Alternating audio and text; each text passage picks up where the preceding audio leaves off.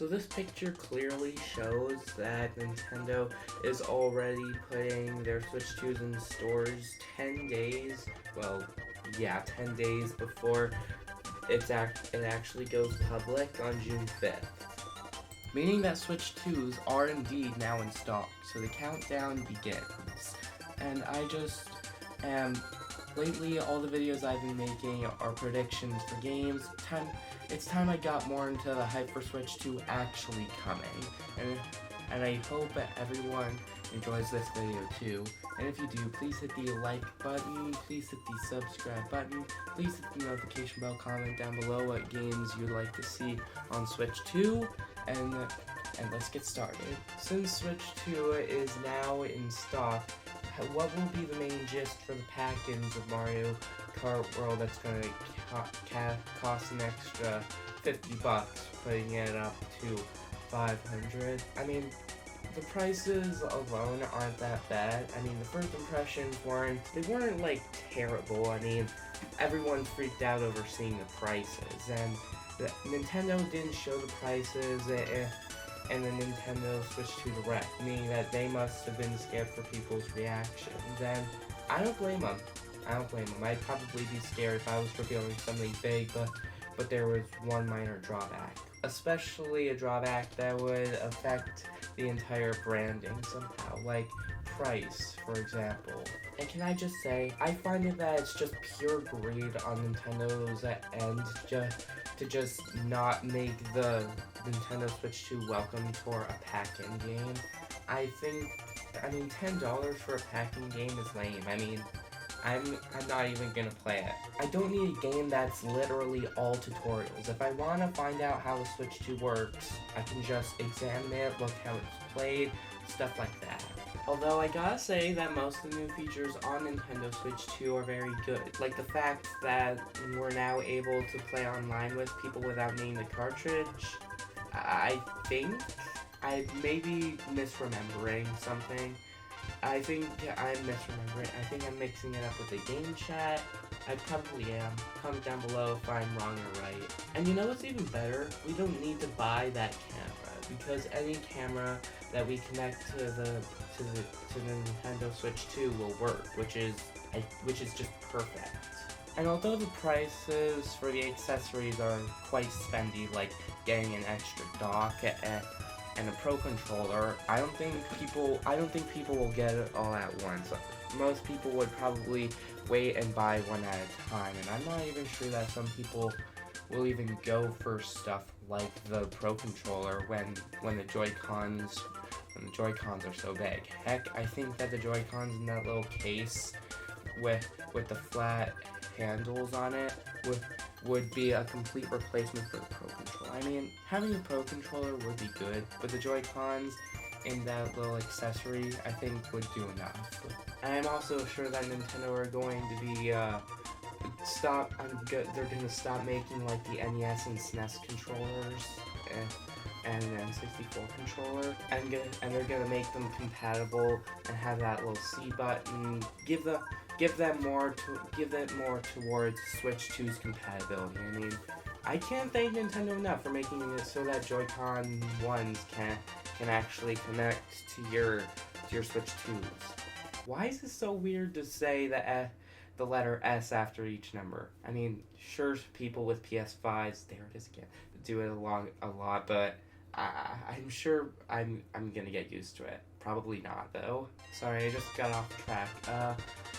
And if that's the case, then that means being able to just have one pair of Joy-Con 2s, one Pro Controller, one pair of Joy-Con 1s, and one Switch 1 Pro Controller would be perfect. And I still am shocked that Nintendo has decided to put GameCube games on Switch Online. And speaking of Switch Online, I actually wanted to touch on that a bit.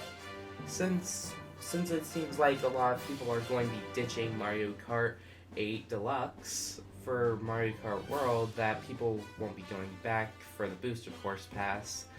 And since we have Splatoon 3, I'm not sure many people are playing Splatoon 2. And honestly, I think that the DLC I believe that the DLC for Animal Crossing worked better back when it was released, and not so much now. I mean, Animal Crossing was the best pushback they could have done in a long time. People being cooped up in their houses during COVID-19 gave Nintendo the perfect opportunity for Animal Crossing, but I'm not sure many people are playing it. But I just wanted to I mean, if people are, then yay. I still try to go back on the Animal Crossing every so often. My point being is that Nintendo should drop the Octo expansion and Booster Course Pass once Switch 2 is out, and either just call it the Emulator Pass or just add different DLCs. Those are probably the best things that they could do. They could probably just keep the Switch 2 edition access under the expansion pass. I'd be fine with that for Zelda Breath of the Wild and Tears of the Kingdom. I'd probably be fine with that. But I'm just asking them to drop the DLCs that no one is using anymore, because it doesn't seem like Nintendo is doing that. And heck, I'd rather just pay money one time for the GBA and GameCube, Sega Genesis, and N64 emulators. I'd rather just pay one time than have to pay for a yearly payment. And that also goes for the NES, SNES, Game Boy. I usually say SNES, but I'm trying to make this video faster. Yeah, that's what I want. I think I'd rather just have the option to pay one time for the emulators and just have that be an option. They can put the emulators in Switch Online, but I'd also like to be able to pay one time for them. I'm sure if Nintendo did that at some point, then that'd probably be like a smart decision.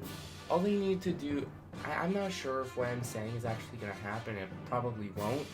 I'm just making I just want to guess like some tiny things that Nintendo could do for Nintendo Switch 2, because half the 33% of the DLCs in the expansion pass, people won't be playing anymore on Switch 2, so I mean, if they want the DLCs, then they can buy it separately. But don't put it in the expansion pass if no one is playing it as much anymore. And the last thing I want to talk about are the Nintendo Selects. Since it's not happening for Switch 1, I can say I think I'm able to safely say that it could happen for Switch 2. We got Player's Choice from like the SNES all the way up to the GameCube, then it was rebranded from Nintendo Selects, and we're not getting Nintendo Selects on Switch 1. But considering how beefy these prices are, there's a small chance that we could be getting Nintendo Selects on Switch 2 that could drop the price from $10 to $20 if Nintendo really wants to do that. I'm not sure if it'll happen, because this is me talking out my butt, and frankly, I don't really care. I'm just in anticipation for Nintendo to just make it so that Switch 2 can become available. I'm going to see what other YouTubers have to say about it. That's what I'm going to be looking forward for the most. I'm just going to wrap up the video by saying that the countdown begins. 9 days to 0. But thanks so much for watching, everybody. Please hit the like button if you enjoyed the video. Please hit the subscribe button. Please hit the notification bell. I appreciate everyone who does this stuff, and I'll see you all next time. Now later, change the expansion pass, Nintendo.